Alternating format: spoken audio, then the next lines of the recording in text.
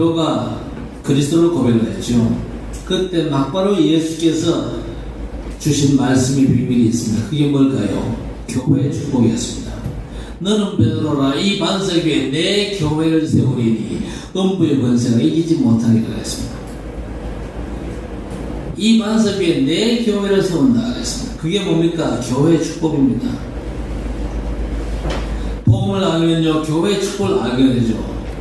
그리고 주께서 주신 최고의 축복의 방법이 바로 교회구나 알게 되는 것입니다. 교회가 어떤 단체입니까? 그리스도로 말미암아 세상에서 멸망해서 재앙과 저주로부터, 지옥 권세로부터, 사단 권세로부터 해방받은 하나님의 자녀들의 모임이 교회입니다. 복음 밖에서는요, 교회가 회복될 수가 없죠. 그리고 복음이 희미해도 참된 교회는 회복이 안 됩니다. 지금 세상을 보세요. 교인이나 목사가 말하는 자체가 너무 힘들던 겁니다. 여러분, 교회가 역사 속에서 잠깐 동안 핍박보고 그런 일은 있었지만, 잠깐 동안 어려움이 있었지만요, 깔보는 건 없었어요. 초대교회는 밖에 가운데서도요, 세상 사람들에게 칭찬을 받았습니다. 그런데 복음이 희미해지면서부터 교회까지 조롱을 당하는 겁니다. 그냥 목사 그래 얘기하는 건요, 상당히 대우를 해주는 겁니다. 요즘 뭐라고 하는지 아십니까? 먹사 새끼가 합니다. 여러분, 교회가 어떤 단체냐? 이 땅에 많은 조직들이 있습니다. 그런데 그 많은 조직들 중 유일하고 세밀하게 우리 하나님께서 주장하시고 간섭하시는 기관이 교회입니다. 우리 주님의 십자가 핏값으로 세워진 기관이 교회 아닙니까? 그래서 교회는요, 목사의 소유가 아니거든요. 우리 주님의 소유입니다. 그렇지요. 교회의 머리가 우리 주님이십니다. 우리 주님께서 우리를 주님의 몸된 교회로 불러가지고 우리가 그 몸의 지체로 섬기게 하셨습니다. 오늘 본문의 말씀은요, 교회 안에서 참된 응답을 회복하게 하시기 위한 아주 중요한 말씀입니다. 하나님께서는 우리 교회를 통해서 세계 복음하기를 원하시거든요. 먼저 뭘 말씀하고 있습니까? 오직 한 가지를 위해서 은혜대로 생각하라고 했습니다. 하나님께서 우리를 하나의 교회 공동체로 부르셨는데, 그건 뭘 의미합니까? 우리 모두가 한 지체라는 의미입니다. 한 지체다. 그리스도를 머리로 하는, 몸을 이루고 있는 지체다, 그 말입니다. 그러니까 지체 가운데 안 중요한 지체가 있어요? 이쪽 귀는 뭐 이쪽 귀 있으니까 없으면 괜찮겠지. 맞아요? 안 귀한 지체가 전혀 없습니다. 다 귀하지요.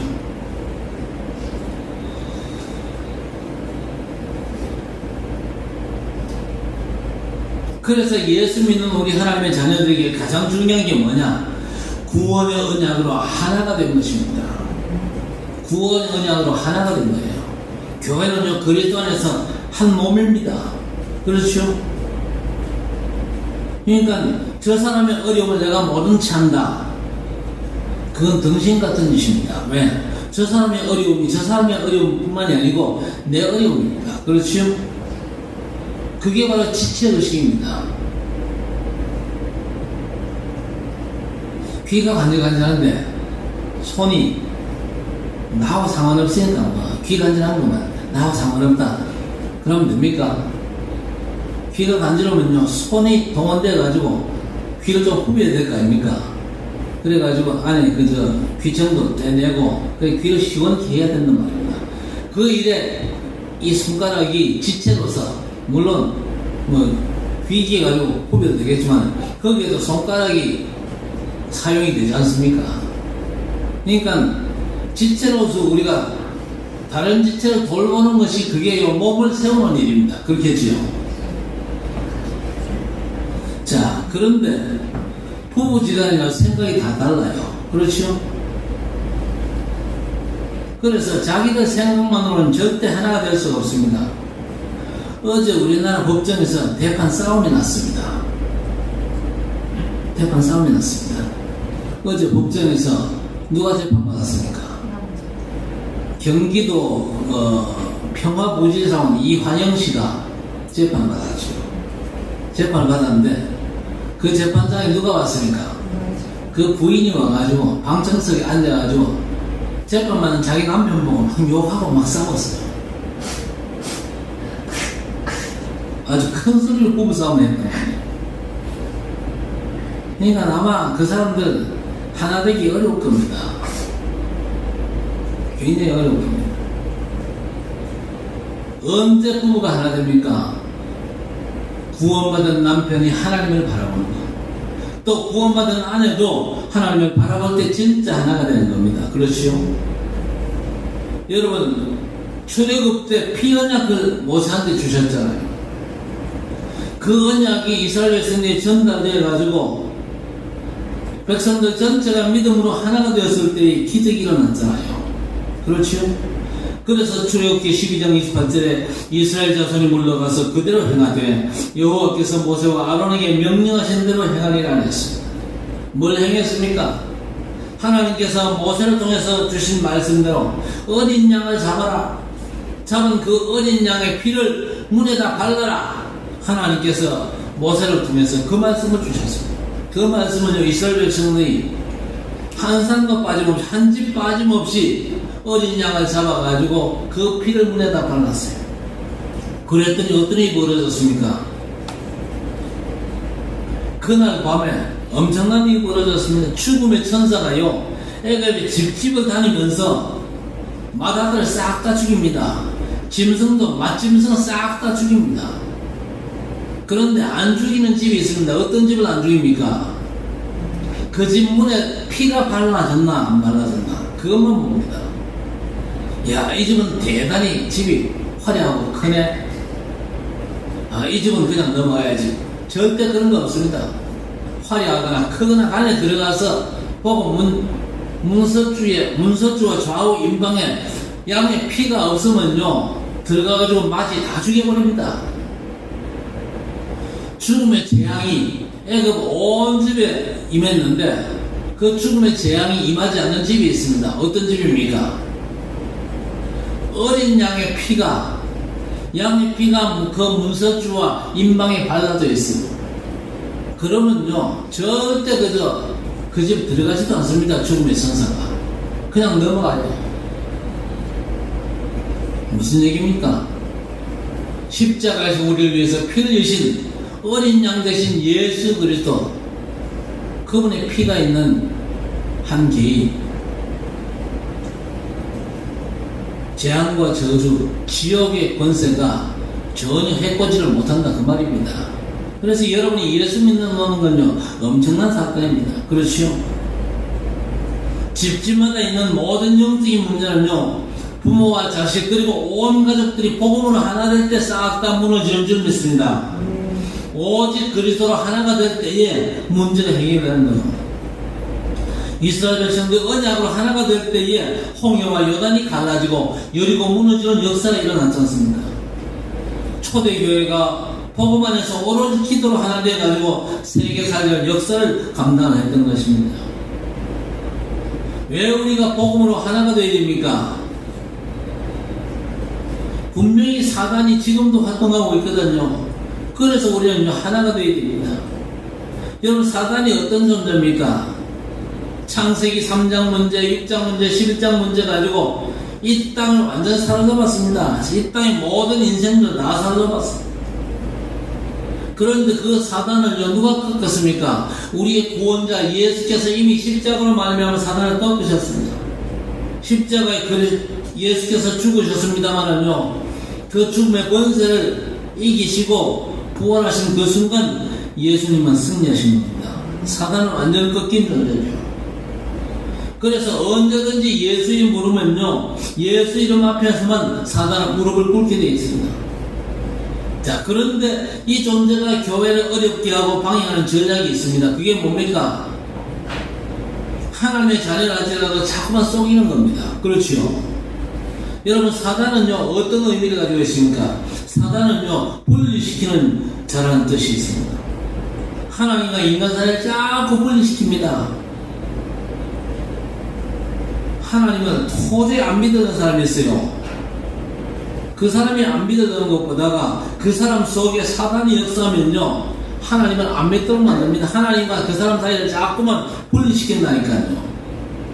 그리고 마귀는요, 자꾸 혼미케 하는 그런 영입니다. 혼미케 합니다. 마귀가 혼미케 하면요, 예배를 못 드려요. 마귀가 혼미케 만들면요, 복음의 말씀이 귀에 안 들려요. 이 마귀가 역사할 때는요, 혼미케 하거든요. 예배당에 와서 앉아있어도 마귀가 역사하면 자꾸 혼미해집니다. 내 영이요. 말씀이 안 들려요. 들려도 뭔 소리인지 몰라요. 특히 복음을 못 깨닫게 만드는 이 마귀의 역사입니다. 그리고 귀신은요, 사단 마귀의 졸개인데 이 귀신은요, 인간으로 하여금 더러운 삶을 살도록 하는 영입니다. 요것들이 자꾸 속인다니까요. 24시간 활동합니다. 자꾸 여기에 속이는 존재라니까요. 그래서 우리가 속지 않아야 될 것인데, 속지 않기 위해서는 뭘 제대로 해야 됩니까? 언약의 말씀을 확실하게 붙잡아야 돼요. 그렇죠? 왜 그렇습니까? 고린도후서 4장 4절에 그 중에 이 세상의 신이 믿지 않은 자들의 마음을 혼미하게 하여 그랬습니다. 혼미케 만듭니다. 어쩌든지 말씀을 못 듣도록, 말씀을 들어도 못 깨닫도록, 말씀 듣고 약간 깨달아도 예수 못 믿도록 자꾸만 사단이 역사합니다. 그래서 우리가 말씀 제대로 붙잡고 정확한 하나님의 응답을 받아야 될 것입니다. 우리가 이 중요한 사실을 모르면요, 개인주의가 요즘 너무 편배하지 않습니까? 그렇죠? 창세기 3장이요, 아주 극도로 지금 활동하고 있는 그런 시간표이기 때문에 어쨌든지 개인주의가 팽배합니다. 이런 현대 사회 속에서 교회 안에서 옆에 성도들조차도 별로 가치 없게 볼 수 있습니다.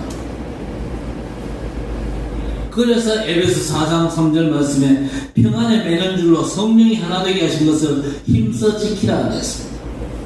성령께서 교회 안에서 역사하실 때는요, 온 교회 모든 성도들이 그리스도 안에서 하나가 되도록 하십니다. 교회 안에 자꾸 분리되면 안 돼요. 교회 안에 성도가 성도를 자꾸 미워하면 안 돼요. 성도 보고 자꾸 욕하고 막 시기하고 막 그러면 안 돼요. 성도가 귀한 줄 알아야 돼요. 왜 귀합니까? 지나 내나 그리스도를 머리로 하는 그리스도의 몸의 지체잖아요. 그렇죠? 몸의 지체 귀합니다. 그렇죠?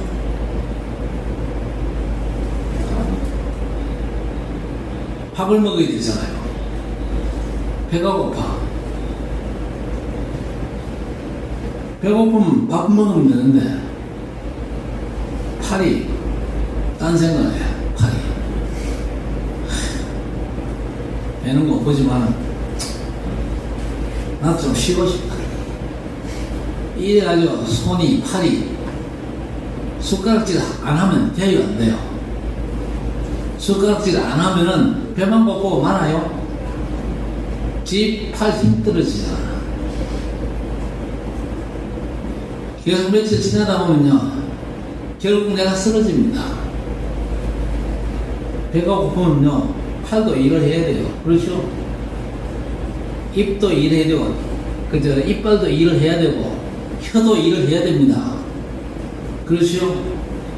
그래가지고 음식을 먹어야 배가 부르고, 배가 불러야 또 힘을 얻고, 살아가잖아요. 그러니까, 몸을 이루는 데는 다 귀한 겁니다. 귀하지 않은 게 전혀 없잖아요. 안 그래요? 마찬가지입니다. 교회도요, 그리스도를 머리로 하는 그리스도의 몸입니다. 우리 지체 한 사람 한 사람이 힘을 합쳐가지고 원내스가 될 때에 우리가 그리스도의 몸된 교회를 온전히 세울 수가 있는 것입니다. 자, 그러면서 뭐라고 했습니까? 오늘 믿음의 분량대로 생각하라고 했습니다. 믿음의 분량대로. 내 생각과 내 수준대로 생각하지 말고 믿음의 분량대로. 그렇죠? 그래서 성도는요, 믿음의 그릇을 자꾸 키워야 됩니다. 믿음의 그릇이요. 병뚜껑만큼도 못한 사람이 있어요. 교회에는 그런 사람이 반드시 있거든요.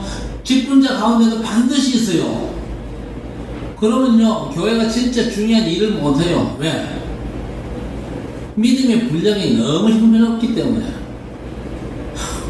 우리가 뭐 돈이 있나? 돈이 없는 게 아니고 믿음이 없다 그래야 돼요. 믿음의 그릇을 키우시기 바랍니다. 그렇죠? 하나님께서는요, 모든 성도에게 먼저 은혜를 주셔가지고 교회를 섬기게 만드시거든요. 그래서 우리 성도들이 가지고 있는 모든 응답과 은혜는 우리 하나님께로부터 온 것입니다. 그래서 하나님은요, 지금도 각 사람에게 뭘 주십니까? 말씀을 주시잖아요.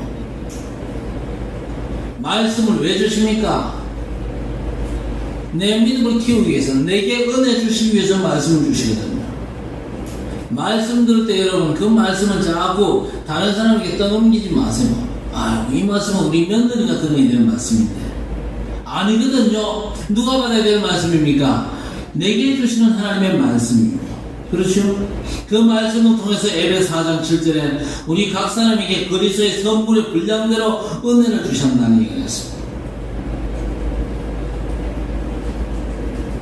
말씀을 믿음으로 받을 때에 하나님께서 우리에게 은혜를 베풀어 주시는 겁니다. 말씀을 받을 때에 불신앙으로 말씀을 거부하면 곤란합니다. 말씀이 선포될 때 여러분들은요, 말씀을 믿음으로 받게 되시기를 바랍니다. 그리고 다른 사람 쳐다보고 비교할 필요도 없어요. 왜? 각자에게 주신 은혜가 다 따로 있거든요. 그래서 하나님께서 내게 주신 은혜대로 최선을 다하면 되는 겁니다. 그래서 말씀을 믿음으로 받아야 됩니다. 왜 그러냐? 내 마음속에 받은 바 믿음의 말씀이 없으면요, 내 속에서부터 뭐가 나옵니까? 내 생각이 나올 뿐이잖아요. 그러면 곤란합니다. 절대 여러분은요, 여러분의 생각에 머물지 마시기를 바랍니다. 말씀이 내 생각이 되어야 돼요. 그래야 말씀이 성취된 역사가 있고 그 말씀의 성취가 내게 축복이 된다 그 말입니다. 여러분, 사모늘과 정식기도 왜 합니까? 오늘 하나님께서 내게 주시는 하나님의 말씀의 생각을 내가 품는 시간이 사모늘과 정식기도 시간입니다. 그렇죠? 이게 안 되면요, 하나님을 속이는 거고 또 나를 속이는 자가 되는 거예요. 디모데후서 3장 13절에 악한 사람들과 속이는 자들은 더욱 악하여져서 속이기도 하고 속기도 하나님이 됐습니다. 구원받은 성도마다 하나님이 주신 은혜의 분량이 다 달라요. 그래서 우리는 지혜롭게 생각해야 될 것입니다. 왜? 하나님께 은혜 받지 못한 사람은 왜 교회 안에 한 사람도 없거든요. 그래서 성도는 서로가 비교 대상이나 경쟁 상대가 절대 아닙니다. 저 사람이 좀 부족하다 싶으면요, 손가락질을 하는 게 아니고 저 사람을 도와주냐. 그렇지요? 우리 서로가 도우면서 조화를 이루어야 됩니다. 그래서 하나님 나라 교회는요, 필요 없는 사람이 단 한 명도 없거든요. 천국에는 쓰레기통이 있습니까? 없습니까? 천국에는 쓰레기통이 절대로 없거든요. 그만큼 교회가 소중하고 교회 안에 성도 한 사람 한 사람이 너무 소중한 겁니다. 그래서 우리는요, 언제나 한 몸과 지체 사상을 가져야 될 것입니다. 교회는 누구나 올 수 있습니다. 그렇죠? 아무나 오게. 누구든지 예수 믿는 사람은 다 교회 올 수 있는 겁니다. 그래서 교회 안에 구성원도 다양합니다. 많이 배운 사람, 적게 배운 사람, 많이 가진 사람, 적게 가진 사람, 재주가 많은 사람이 있고 또 재주가 별로인 사람도 있고 다양합니다. 그러나 그 다양한 사람들이 모인 내용과 목적은 똑같습니다. 뭡니까? 복음과 세계복음입니다. 그리스도의 복음과 세계복음하죠. 이건요, 절대적입니다. 이 절대적인 목적을 위해서 교회는요, 원내스를 이루어야 될 것입니다. 그렇죠? 교회가 자꾸 평지풍파가 나가지고 갈라지고 쪼개지고 그건요, 하나님의 뜻이 아니거든요. 원내스를 이루면요, 다른 조건들이 최악이라 할지라도 원내스가 되어지면요, 문제가 전혀 없습니다. 그런데 안타까운 것은 교회 안에 많은 분들이 자신의 잣대 가지고 옆에 사람이 자꾸 판단하고 그래요. 그러면 절대 안 되겠죠. 옆에 성도가 또 교회에 대해서 절대 자기 생각대로 말하면 안 되거든요. 부모님들 부탁합니다. 집에 가서 애들 듣는데 교회 욕하고 목사 욕하고 중직자 욕하고 그딴 짓은 절대 하지 말아야 됩니다. 그걸요 아이들이 보고 배우거든요. 그걸 아이들이 보면요 아이들에게 굉장히 문제가 생깁니다. 절대 그러면 안 돼요. 오히려 교회를 위해서 세운 분들을 위해서 기도하고 그래야 되지 자꾸 손가락질하고 비난하고 욕하고 그러면 안 되는 겁니다. 잠언 25장 11절에 경우에 합당한 말은 아우러 새긴 은정발에 금사관이라 하였습니다. 경우에 합당한 말을 해라. 그건 아우러 새긴 은정만에 금사관이라. 아우러 새긴 은정만에 금사관을 올려놓으면 얼마나 아름답습니까? 고린도 교회의 분쟁 문제 때문에 사도 바울이 편지 쓴 것이 고린도전서 아닙니까? 고린도전서 12장 12절부터 22절까지 집에 돌아가서 아주 중심을 한번 읽어보시길 바랍니다.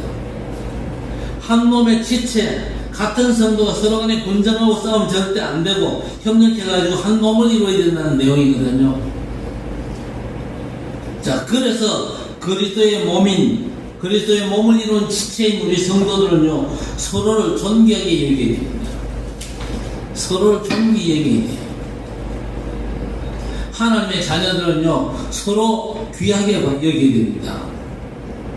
왜? 몸의 지체 하나가 병들어버리면요 온몸이 고통스럽고 힘을 잃잖아요.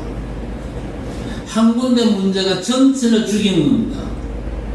사단은 어떻게 하든지 분리시키려고 발악을 합니다. 먼저 하나님과 인간관계를 분리시켰잖아요. 그래서 우리 인간과 하나님과의 관계를 연결하고 회복시키는 제물로 예수 그리스도께서 이 땅에 와서 화목 제물이 되신 겁니다. 이 전략을 세워가지고 어느 정도 재미를 봤던 이 사단이요 지금도 가정과 교회 민족에게 이런 악한 역사를 또 진행하고 있거든요. 그래서 빌립보서 2장 3절 이하 5절에 아무 일에든지 다툼이나 허영으로 하지 말고 오직 겸손한 마음으로 각각 자기보다 남을 낫게 여기고 각각 자기 일을 돌볼 분들은 또한 각각 다른 사람들의 일을 돌보아 나의 기쁨을 충만하게 하라. 그러면서 너희 안에 이 마음을 품으라 곧 그리스도의 예수의 마음이니 그랬습니다. 절대 교회 안에서는 다툼이나 이런 게 있어서는 안 됩니다. 교회 안에서는 잘났다 폼 잡고 어시되는 그거 아주 안 좋은 일입니다. 자기보다 남을 낫게 여기라 그랬습니다. 또 다른 사람들의 일을 돌봐주라. 다른 사람이 어려움을 겪을 때 그 어려움을 좀 도와줘라. 그렇죠? 그게 뭐냐? 하나님의 기쁨을 충만하게 하는 것이다 그랬습니다.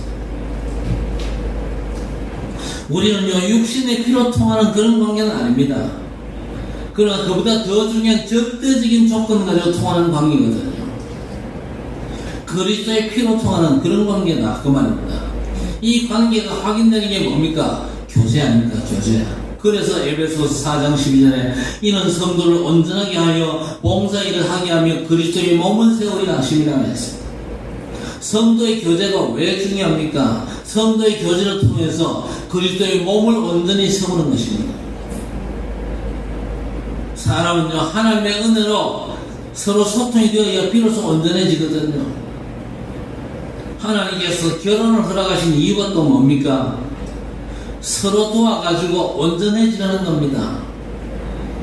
그래서 결혼할 때 중요한 삶이 뭐냐? 내가 저 사람에 대해서 돕는 배필의 사명 가지고 결혼을 해야 된다. 아내는 남편을 위해서 돕는 배필, 남편은 아내의 돕는 배필. 근데 돕는 배필의 사명을요 생각 못하는 사람들이 너무 많거든요. 그래서 요즘은 가정 안에서 다툼과 분쟁이 계속 일어나고 그것 때문에 갈라서고 그것 때문에 가정에 불행이 오고 안 그렇습니까? 그래서 돕는 배필의 사명을 결혼한다. 그러면 내가 상대방에게 축복이 되는 거예요.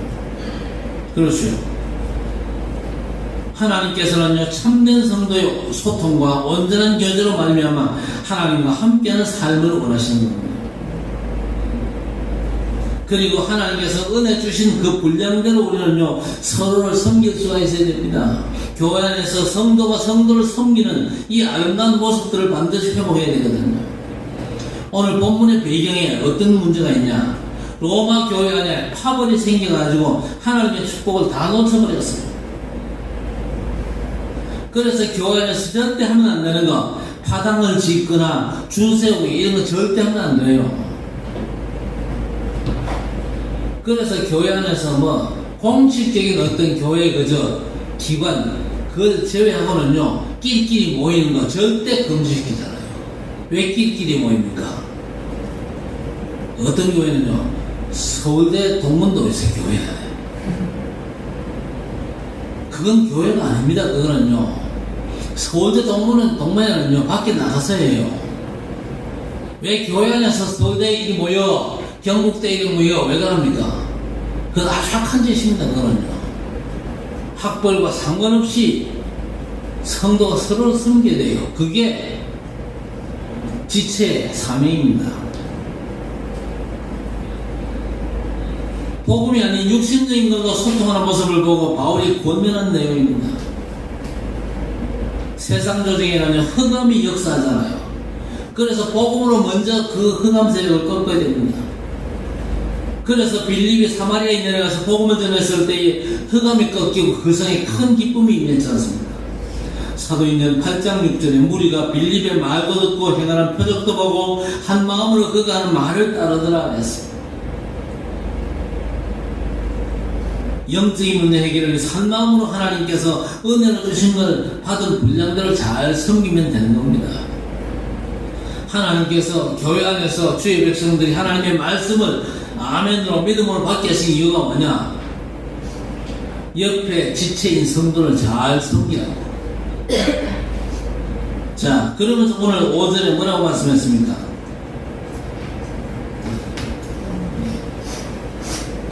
이와 같이 우리 많은 사람이 그리스도 안에서 한 몸이 되어 서로 지체가 되었느냐 했죠.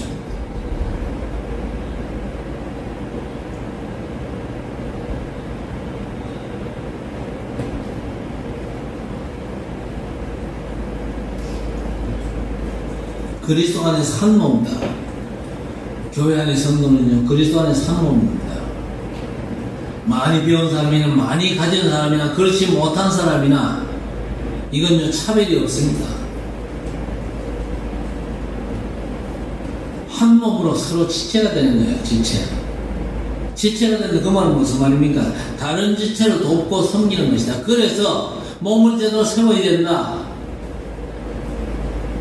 그렇죠? 왜 몸을 제대로 세워야 됩니까? 그래야만 교회가 사명을 제대로 감당할 수 있다. 현장을 살리는 사명, 세계 복음화의 사명을 감당할 수가 있다. 그 말입니다. 지체가 지체를 돕지 못하고 섬기지 못하면은 절대 교회가 사명대로 감당할 수 없습니다. 지체가 지체를 섬기지 못한다. 그 말은요, 갈갈이 찢어져 있다. 그 말이거든요. 그런 상태로 어떻게 교회가 사명을 감당할 수가 있겠습니까?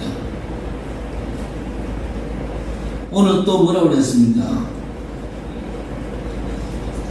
6절에 보니까 주신 은혜대로 받은 은사가 각각 다르다 그랬거든요.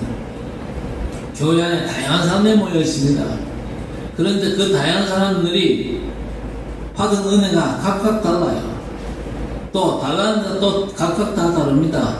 이걸 잘하는 사람이 있는 반면에 또 저걸 잘하는 사람이 있어요. 교회 안에 아주 다양한 사람들이 모여 있습니다. 왜? 다양한 그 은사를 가지고 지체를 섬기면서 그리스도의 몸을 온전히 세우라고 하나님께서 그렇게 하신 것이죠. 그러면서 뭐라고 했습니다?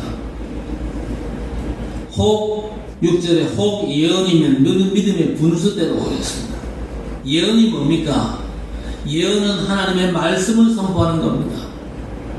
기록된 말씀 가지고 우리 성도들의 삶에 성취된 말씀을 선포하는 예언이 바로 설교 아닙니까? 그런데 하나님의 말씀은요, 선포되는 대로 성취가 됩니다. 중요한 건 뭐냐? 설교자의 감정대로가 아닙니다. 진리대로 역사하신다는 겁니다.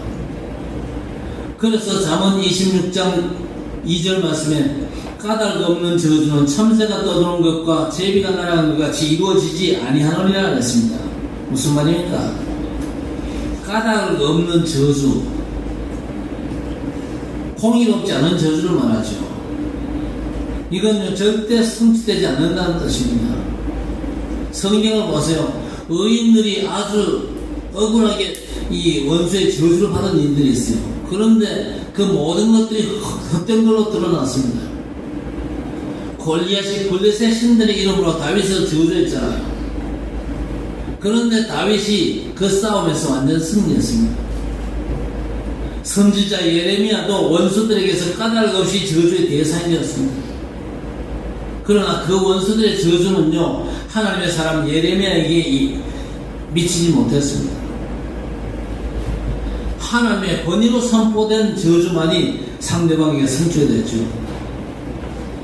예를 들면 열왕기하 2장 23절 24절에 타락한 아이들이 하나님의 사람 엘리사를 조롱했어요.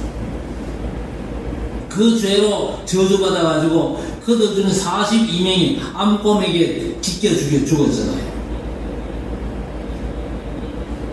그리고 죄악이 관여한 여리고성을 멸하시고 그걸 영원히 없앤다는 의미로 여리고성을 다시 쌓는 자는 저주를 받았던데 그 기초를 쌓을 때는 맏아들이 죽고 건물을 세울 때 마지막 아들이 죽으리라 그렇게 하셨습니다. 여러 백년 후에 아합시대 히엘이라는 사람이 여리고성을 다시 건축하기 위해서 터를 쌓을 때 과연 저주하신 대로 그 맏아들이 죽었어요. 또 문을 세울 때에 말자들이 죽었거든요. 그러니까 하나님의 권위로 선포된 말씀은요, 언제든지 그대로 실현이 됩니다. 그런데 하나님의 권위로 선포되지 않은 모든 저주는요, 언제든지 헛되는 것에 불과한 것이죠. 그걸 오늘 성경 말씀하고 있는 것입니다.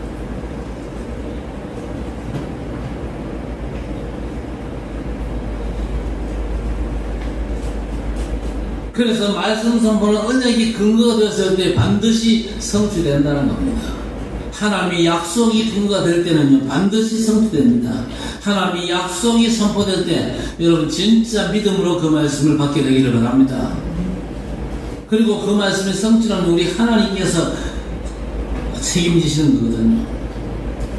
또 섬기는 일은 섬기는 일로 그랬습니다. 7절에 섬기는 일이 뭡니까? 나눠준다는 뜻입니다. 그것이 종이 되라는 게 아니거든요. 하나님이 주신 것들을 다른 사람과 나누라는 겁니다. 왜? 나 혼자 챙기라고 주신 게 아니거든요. 우리는 하나님의 것을 나눔으로 섬겨야 될 것입니다. 여러분, 최고의 섬김은 뭘 것 같습니까? 우리가 전도자의 삶을 사는 이유가 뭡니까? 복음을 나누는 겁니다. 복음을 현장의 사람이 받지 못하면요, 그 사람의 미래는 없기 때문에 우리가 받은 바 복음을요, 저 사람들에게 나눠주는 겁니다. 다른 거 가지고 사람들을 섬기고 그걸로 끝내면 절대 안 되죠. 복음을 나눠야만 제대로 섬김의 삶을 살 수가 있는 것입니다. 예수님은요, 당신의 목숨까지 주시면서 우리를 섬기지 않습니까? 그래서 마가복음 10장 45절에 인자가 온 것은 섬김을 받으려 함이 아니라 도리어 섬기려 하고 자기 목숨을 많은 사람의 대속물로 주려 함이니라 하셨습니다. 또 가르치는 자는 가르치는 일로 그랬습니다. 옳은 걸 가르치라는 건요, 가르치는 내용을 가르치는 자가 먼저 갖고 있어야 한다는 겁니다. 내 추적과 내 지식으로 가르치는 게 아니거든요. 사도행전 3장 6절에 베드로가 뭐라고 가르쳤습니까? 베드로가 이르되 은과 금은 내게 없거니와 내게 있는 이것을 내게 주노니 나사렛 예수 그리스도의 이름으로 일어나 걸으라 그랬습니다. 여러분, 성경 말씀은요, 절대 이 추측이 없습니다. 단언적인 말씀이거든요. 애매하고 희미한 내용이 절대 없습니다. 성경 말씀은요, 우리 인간이 받을 때, 믿음으로 받을 때 인간이 살고 그 말씀의 축복을 누리는 것이지, 그 말씀에 내 생각 집어넣어가지고 자꾸 짬뽕 만들고 그러면 안 돼요. 복음을 우리가 확실히 가지고 있어야 됩니다. 은과 금은 내게 없다. 그러나 내게 있는 이것을 내게 준다. 곧 나사렛 예수 그리스도이다. 나사렛 예수 그리스도께서 여러분 속에 온전히 자리하시기를 주의 이름으로 축원합니다. 그 다음 위로하고 구제하는 자라고 했습니다. 8절에 위로가 뭡니까? 구원이 하는 겁니다. 구원하고 위로하는 거죠. 낙심한 자를 일으켜 세우는 겁니다. 이 일을 잘했던 사람이 한 사람이 있었는데 누구냐? 바나바라는 사람이었습니다. 사울이 예수님 만난 이후에 복음 전하는데 예루살렘 교회가 바울을 인정하지 않습니다. 저거 복음을 받게 했던 인간 아니냐? 박해자 있던 바울을 인정치 않아가지고 바울이 힘 빠져가지고 고향으로 돌아갔어요. 그런 바울을 찾아가서 구원하고 힘줘가지고 전도자로 세웠던 사람이 바로 바나바였습니다. 여러분 주변에 낙심한 사람들 있잖아요. 그 사람들을 찾아가지고 구원히 하시기를 바랍니다. 구원면하고 위로하시기 바랍니다. 그리고 구제하는 자는 성실함으로 하라 그랬습니다. 성실함으로 하라. 이 말이 무슨 뜻입니까? 쓰고 남은 걸로 하라. 그 말이 아닙니다. 쓰고 남은 걸로 하지 말라는 겁니다. 내가 아끼는 거 주는 게 성실함입니다. 여러분 지금 가진 걸 줄 수 있어야 계속 줄 수 있는 축복을 받게 된 줄 믿습니다. 사람들은 자신만을 위해서 자꾸 챙기는데 여러분 그렇게 하지 말고 여러분 언제나 베풀 수 있게 되기를 바랍니다. 여러분 가진 가장 귀한 걸 언제나 베풀 수 있는 여러분들이 되시기를 바랍니다. 그리고 다스리는 자는 부지런함을 하라 했습니다. 무슨 얘기입니까? 본을 보이라는 겁니다. 주장하거나 명령하지 말고 본을 보여라. 아래 사람에게 명령하고 복종하게 하는 건요 마귀의 방법입니다. 그래서 베드로전서 5장 1절에 4절도 모든 교역자, 중직자, 성도들이 반드시 묵상해야 되는 말씀입니다. 하나님이 주신 은혜로 긍휼을 베풀라는 거죠. 성경에 이런 내용들이 기록된 건요 로마 교회와 그 문제들이 지금 우리 교회의 문제일 수 있기 때문에 그렇습니다. 미리 기록된 말씀을 통해서 이 같은 문제가 형성되기 전에 회복하라는 겁니다. 예수 믿어 구원받고 세상을 보면요 너무 새롭습니다. 그리고 우리가 받은 축복 중 축복이 뭐냐? 교회의 축복입니다. 교회는요 그리스도로 말미암아 구원받은 주의 백성이 모여가지고 그리스도를 몸으로 하고 그리스도를 머리로 하는 그분의 몸을 세워야 돼요. 어떻게 세웁니까? 지체를 돌봄으로 해서 옆에 성도를 챙김으로 해서 우리는요 그리스도의 몸을 세우는 그런 사역을 감당할 수가 있습니다. 우리 지체를 도우면서 우리 마음속에 기쁨이 넘칠 수 있게 되기를 바랍니다. 교회를 생각하면 감사가 나오고 기쁨이 넘쳐야 될 것입니다. 모든 성도는 하나님께서 완전 책임지십니다. 우리 교회도 하나님께서 인도하십니다. 사사로운 생각 가지고 교회를 섬기지 말고 하나님이 주시는 그날의 유일한 말씀의 답을 가지고 교회를 섬기게 되시기를 바랍니다. 복음으로 성도를 옆에서 그걸 쳐다보면요 감사가 나오고 또 더 보면요 뭔가 기대가 나오겠죠. 하나님께서 저 사람을 통해서 이루실 일들이 너무 기대가 됩니다. 저분을 통해서 하나님께서 이루실 현장 복음의 역사가 너무 기대된다.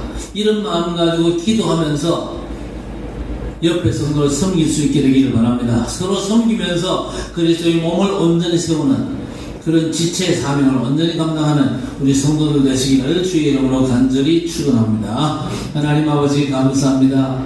예수 그리스도 안에서 그리스도를 머리로 하고 그의 몸을 이룬 지체로 우리를 불러주시면 감사합니다. 지체의식을 갖게 해주시고 우리가 서로를 섬기면서 그리스도의 몸을 세워서 복음이 온전히 증거되어져서 현장에 살아나고 세계 복음화가 이루어질 수 있도록 우리 하나님 역사해 주시옵소서. 지체로서 지체된 형제 자매를 너무 귀하게 여기면서 사랑스럽게 여기면서 섬길 수 있는 우리 성도들이 되게 해 주옵소서. 그래서 그리스도의 몸된 교회가 온전히 세워져서 복음 전하는 귀한 사명을 감당할 수 있도록 우리 아버지 하나님 역사하여 주시옵소서. 성도를 아주 우습게 하는 그런 나쁜 생각들을 완전히 버리게 하시고 성도를 사랑하며 보살피며 섬기는 진정한 믿음의 사람들이 일어날 수 있도록 우리 아버지 하나님 역사해 주옵소서. 예수님의 이름으로 간절히 기도드리옵나이다. 아멘.